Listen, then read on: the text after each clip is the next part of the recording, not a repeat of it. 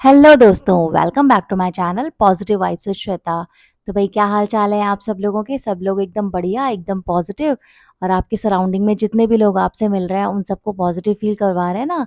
तो दोस्तों, आज का जो मेरा टॉपिक है वो थोड़ा सा धार्मिक टाइप होने वाला है, क्योंकि आज मैंने गणेश जी के बारे में बहुत ही अच्छी अच्छी और बहुत ही लॉजिकल बातें मुझे ऐसी आज पता चली जो मुझे आज से पहले कभी पता नहीं थी।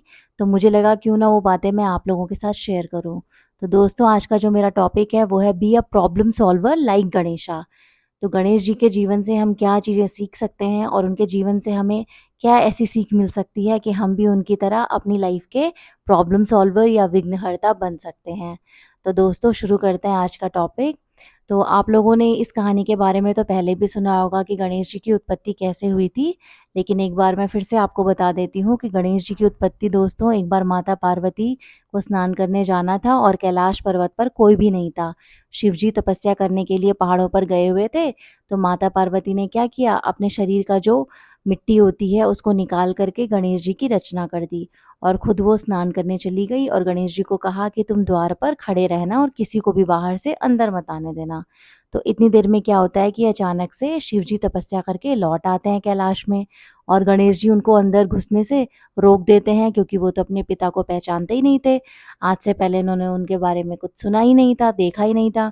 तो वो शिव जी को रोक देते हैं द्वार पे ही, और शिव जी को बहुत ज़्यादा क्रोध आ जाता है और वो गणेश जी का जो सर होता है वो काट के धड़ से अलग कर देते हैं।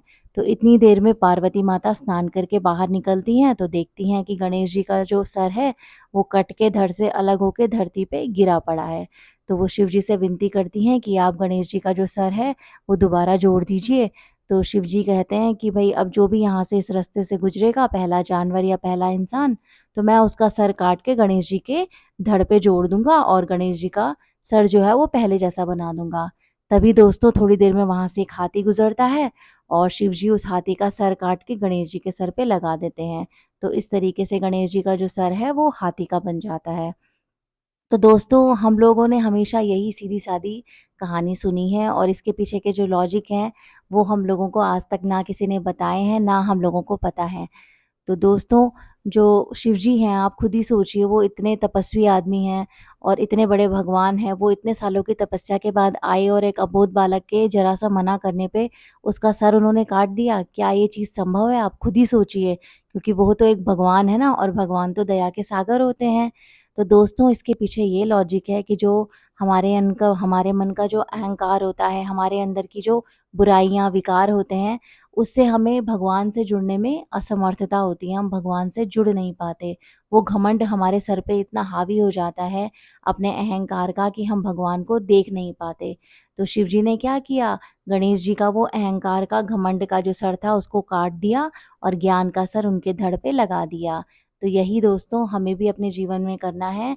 अपने जीवन में हमें अहंकार, अहम और घमंड को हटा देना है, तभी हम भगवान से जुड़ पाएँगे। जब हम अपने जीवन में ज्ञान लेके आएँगे, तभी हम भगवान से अपना एक डायरेक्ट कनेक्शन बना पाएँगे। और दोस्तों, माता पार्वती तो एक देवी थी और देवी के सिर से कभी मिट्टी निकल सकती है? उनके शरीर से कभी मिट्टी निकल सकती है? ये तो पॉसिबल नहीं है ना। तो इसका जो मतलब है दोस्तों, इसके पीछे जो लॉजिक है कि जो भी हमारे शरीर के विकार हैं, जो उन्होंने अपने शरीर से मिट्टी निकाल के गणेश जी की रचना की थी, उसके पीछे ये लॉजिक है कि हमें अपने शरीर के, अपने मन के जो भी विकार हैं, उनको हटा देना चाहिए। तभी हमें भगवान से मिल सकते हैं या हम भगवान से कनेक्शन बना सकते हैं। तो वो जो मिट्टी को निकाल के गणेश जी की रचना हुई, इसका मतलब है कि अपने जितने भी अवगुण हैं, उनको हटाना। तभी हम भगवान से डायरेक्ट कनेक्ट हो पाएँगे। तो दोस्तों, गणेश जी का जो एक पूरा का पूरा बॉडी स्ट्रक्चर है या उनका हर एक बॉडी पार्ट है, वो हमें शिक्षा देता है और हम उनके हर एक बॉडी पार्ट से एक लेसन ले सकते हैं। जैसे सपोज़ उनके जो कान होते हैं दोस्तों, वो बहुत चौड़े होते हैं। वो एक सूप की तरह होते हैं, और जैसे आप लोगों ने सूप को देखा होगा, सूप क्या करता है दोस्तों, जो हमारी अनवांटेड चीज़ें होती हैं, कबाड़ होता है, उसको वो हटा देता है और जो हमारी रिक्वायरमेंट होती है, जो चीज़ हमें चाहिए, वो केवल उस चीज़ को रखता है। तो ऐसे ही दोस्तों, हमें क्या करना है, हमें ज़्यादा सुनना है ना? और कम बोलना है। और जो भी चीज़ हम सुन रहे हैं या बोल रहे हैं, वो ऐसी सुननी है कि हमें किसी की या तो बुराई नहीं सुननी है, ना किसी की बुराई करनी है। अब जैसे आपने लोगों को कहते सुना होगा ना कि एक कान से सुनिए, दूसरे कान से निकाल दीजिए। लेकिन दोस्तों दोनों कान के बीच में हमारा माइंड है। अगर हम किसी भी चीज़ को अपने माइंड के अंदर डालेंगे तो उसका 10% तो एब्ज़ॉर्ब होगा ही ना, क्योंकि बीच में हमारा दोनों कानों के बीच में क्या है? माइंड है ना। तो हमें कोई भी अनवांटेड या किसी की बुराई, ऐसी कोई भी चीज़ अपने कान के अंदर नहीं जाने देनी है। कोई भी चीज़ फ़िल्टर करके, यानी कि अच्छी बातें ही अपने अंदर एब्ज़ॉर्ब करनी है, और दूसरों के सामने हमें ज़्यादा सुनना है और कम बोलना है। ठीक है दोस्तों? तो गणेश जी के जो बड़े-बड़े कान हैं वो हमको ये शिक्षा देते हैं। और दोस्तों आपने देखा होगा उनकी जो आँखें हैं वो बहुत छोटी-छोटी होती हैं। इसका मतलब ये है कि वो दूरदर्शी हैं, बहुत दूर का सोचते हैं। तो कभी भी हम कोई अपनी लाइफ़ में डिसीज़न लें, कोई एक्शन लें, तो उसका जो रिज़ल्ट है उसको भी ध्यान में रख के वो डिसीज़न लें। क्योंकि दोस्तों जो हमारा डिसीज़न है, उसका जो साइड इफ़ेक्ट होगा वो उसके डिसीज़न पे ही निर्भर करता है। तो हम लोगों को ऐसा डिसीज़न लेना है कि हम उसके रिज़ल्ट को भी पहले ध्यान में रखें और उसके बाद ही वो डिसीज़न को हम फाइनली लें। है ना दोस्तों? तो थर्ड जो चीज़ है दोस्तों, गणेश जी के आपने देखा होगा चारों हाथों में एक अलग-अलग चीज़ें रखी है। जैसे उनके एक हाथ में क्या रखा हुआ है? कुल्हाड़ी रखी हुई है। कुल्हाड़ी से मतलब है कि जितने भी मन के विकार हैं, हमारे जितने भी द्वेष हैं, उन सबको हमें काटना है। उसके बाद दूसरे हाथ में दोस्तों उनके एक हाथ से वो सबको आशीर्वाद दे रहे हैं ना, मतलब ब्लेसिंग दे रहे हैं। तो हमें भी अपनी सराउंडिंग में, हमारे कॉन्टैक्ट में जितने भी लोग आते हैं, उन सबको ब्लेसिंग देना है। क्योंकि दोस्तों जैसा हम इस दुनिया को देंगे, वही चीज़ें हमें लौट के वापस मिलेंगी। तो किसी को भी कुछ देने से पहले सोच समझ के आप विचार कर लीजिए और कोशिश ये करिए कि आप सबको ब्लेसिंग दें। ठीक है दोस्तों? तीसरे हाथ में दोस्तों आपने देखा होगा कि एक डोरी जैसी चीज़ होती है, एक रस्सी होती है। उसका मतलब है कि अपने जीवन में डिसिप्लिन, अनुशासन होना चाहिए। कि हर चीज़ आपकी टाइम पे होनी चाहिए। क्या आपको खाना है, क्या आपको पीना है, कैसे रहना है, हर चीज़ की एक मर्यादा होनी चाहिए। क्योंकि दोस्तों बिना डिसिप्लिन के, बिना अनुशासन के जो मनुष्य है वो जानवर जैसा बन जाता है। और गणेश जी के चौथे हाथ में दोस्तों मोदक होता है।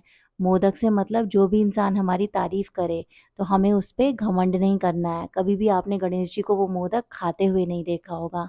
किसी भी मूर्ति में गणेश जी को मोदक को खाते हुए नहीं दिखाया जाता है। क्योंकि हमें भी उनकी तरह ये सीख लेनी है कि हमको मोदक को या अपनी प्रशंसा को ऐसे नहीं करना है कि वो हमारे सर पे चढ़ जाए, और हमें अपनी प्रशंसा को हमसे अहम पे हमारे हावी होने से बचाना है। ठीक है दोस्तों? और इसके बाद जो एक नई चीज़ है जो मैंने आज सीखी, वो गणेश जी का, जैसे आप लोगों ने देखा होगा बाकी देवताओं का जो शरीर की रचना होती है बहुत ही आकर्षक, बहुत ही सुंदर होती है।